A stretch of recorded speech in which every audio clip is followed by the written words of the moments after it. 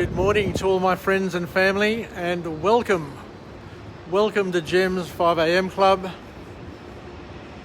It's a rising tide. The tide's rising. I'm down here at Circular Quay, and it's an overcast spring day with a gentle, cool breeze blowing today. It's a lot cooler today than what it was yesterday. It was quite oppressive yesterday for a spring day. Up around the mid-30s it reached. But what I want to do is just do a bit of a walk and talk and just chat to you about a book summary today. And another cracking book. You just can't get enough of books. There is just so much material out there, so much knowledge that has been captured and is available to everybody free of charge. In case you're not aware, there's a website called Best Book Bits, and it's got book summaries of hundreds and hundreds of books, ranging from philosophy to leadership, to management, to personal development, to health, to spirituality, you name it. If you enjoy learning, if you enjoy growing, if you enjoy developing yourself and those around you, then my recommendation is that you become very friendly and very familiar with the free online service called Best Book Bits. Anyway, so I've read a book summary, and the book summary that I read is entitled Doing the Impossible, and it's written by an author named Patrick Bet-David. And what I'll do is I'll just pick a couple of points out of that book and just talk to those points and see where it leads us, see what we can learn. Because every book has a piece of information in there, has got jewels in there, depending on where you are in terms of your path, where you're up to in terms of your growth and development. But we're always learning and always relearning. So just because you read a book once or read a book summary once doesn't mean that you've picked up all the points. Every time you relook at it, every time you dig into it again and again, what you find is you pick out other things which are relevant at the stage of your life that you're currently in. So let's just have a bit of a stroll and chat about Doing the Impossible by Patrick Bet-David. One of the points that he makes in the book, which is quite interesting, is that he reminds us that fear thrives on the unknown. And I remember there was a Greek philosopher once, I forget who it was, but one of the famous Greek philosophers says that dogs only bark at the unknown, or what they don't know. They bark for fear of the stuff that they can't see and that they don't know. And similarly, we as humans have a litany, an inventory of conscious and unconscious fears which rule many people's lives. You can be a prisoner, as we've said time and time again. You can be a prisoner to your fears, and not only to your conscious fears. Let's make this important point. It's not only the conscious fears that you need to be aware of, but we have these subconscious fears that are locked up in a room inside our subconscious that rule the way we see the world and rule our behaviour in ways that you didn't think possible. And the author of this book once again reaffirms the thing that all of us know and take for granted, that fear is a destructive emotion if not managed properly. So what does the author suggest? The author suggests that it is important that you invest in your identity and you work and build it inside out.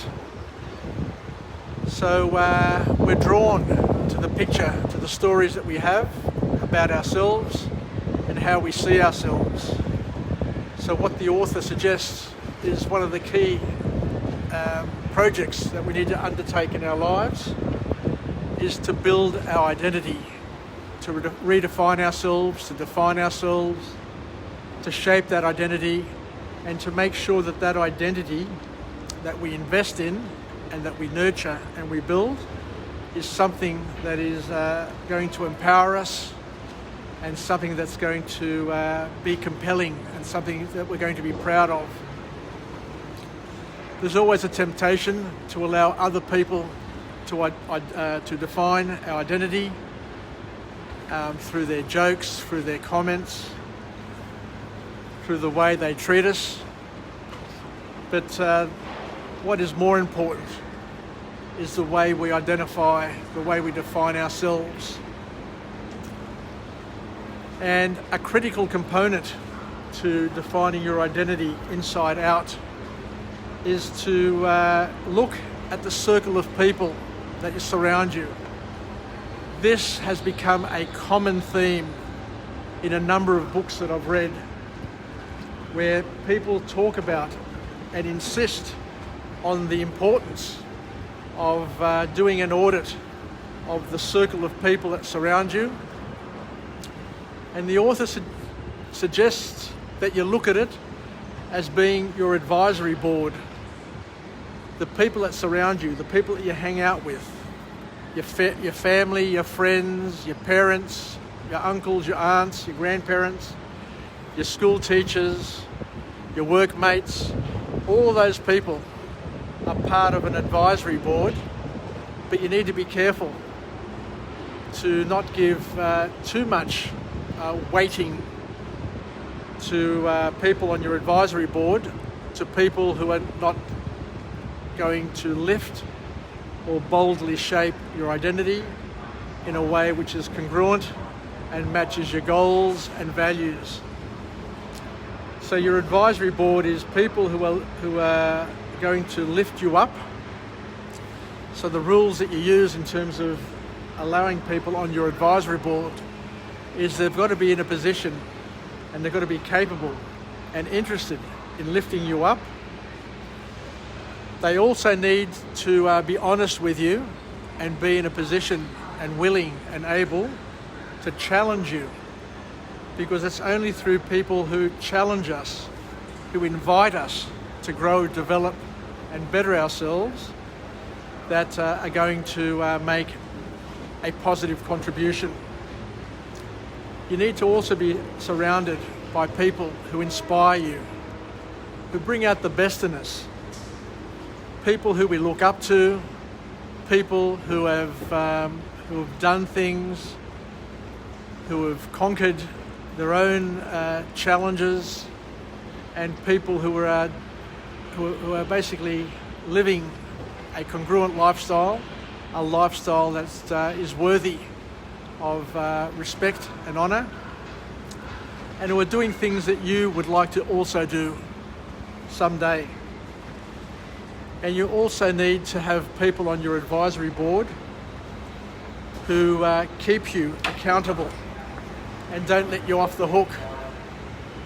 And they keep you accountable in a loving way, not in a brutal, abusive way, but in a way which helps you achieve what you want to achieve without feeling guilty, without feeling bad about yourself. People who understand that we're all human. We make mistakes, we have weaknesses, but we need to be lifted up again and given another shot, a second chance, a third chance, a 10th chance, because we just need to have as many chances as we need to reach what our destiny is. The author also talks about the importance of having a compelling why, a why that makes you cry, and something that fuels your life. Your why is the thing that fuels you, which energizes you, which empowers you, which makes everything a compelling spectacle and a compelling reason for you to act and to move in that particular direction. And the author also enlightens us and talks about a big goal requires a big why. I think on a previous couple of 5 a.m. clubs, I talked about an old manager of mine that I had, Greg Leeson, and I mentioned to him today that I felt a bit bored with what I was doing, and he says, the reason why you're bored is that you've got weak goals. You've got nothing compelling you, nothing driving you, nothing attracting you and drawing you to bold action, to energetic action. Because it's having goals, having limited time that calls us to action and energizes us and gets us moving. The author also talks about the importance of understanding. He said that makes an important point that doers, not gunners, because there are people who are gunners, gonna do this, gonna do that, but what he says is the people who are doers, the people who actually do things, understand that time flies and time is limited. So you need to have a sense of urgency and to be surrounded by people who also understand that we need to have a sense of urgency, because if we don't do it now, if we don't do it soon, if we're not compelled to do it sometime shortly, then we're just never going to get round to doing it. And the other thing the author talks about is you need to decide to be the chosen one and not to rely on other people to take you to your promised land. You need to choose yourself. You need to make yourself the author, the conductor, the Renaissance artist, the person whose brushstrokes are going to build, complete the life's masterpiece, and not to wait on your parents, your partner, your carer, your brother, your big brother, your sister, your boss, the director, and anybody else in your life to lead you to where you want to go. You need to be the driver. You need to be the Grand Prix driver at the wheel, experiencing the G-forces and pressing the toe to the metal and changing the gears and taking the risks. And of course, taking accountability and responsibility for everything you do. In order to succeed, in order to reach your dreams, you need to embrace resistance, because you're going to have resistance all the way. And resistance needs to be your friend, because you need to push through resistance, ignore it, take it on, and never ever submit to it. And the final point from this book is that you need to channel your obsession, your OCD. You need to channel it so that you've got focus, so your energy is used to work on the important things in your life. Major on the majors and not majoring on minor things. Anyway, I think I've done it for today in terms of the book summary. So let's finish off with a positive affirmation. I'm alive, I am well, and I feel absolutely great. To my friends and family, stay connected, stay relevant, and let's take a few lessons from this book, Doing the Impossible, and surrounding yourself with people that are going to help you grow, develop.